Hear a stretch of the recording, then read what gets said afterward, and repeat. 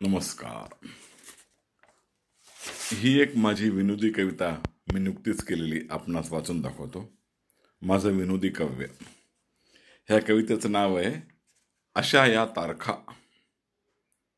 अशा या तारखा. तर ही कविता अशी बोलल्यासारखी कविता आहे, मुक्तछंद.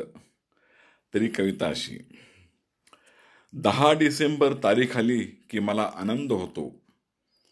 10 डिसेंबर तारीख आली की मला आनंद होतो, कारण याच दिवशी माझा जन्म झाला. 6 सप्टेंबर तारीख आली की मला आनंद होतो. 6 सप्टेंबर तारीख आली की मला आनंद होतो, कारण याच दिवशी मी बँकेत लागलो. 26 मे तारीख आली की मला आनंद होतो. 26 मे तारीख आली की मला आनंद होतो, कारण याच दिवशी आम्हाला मुलगा झाला.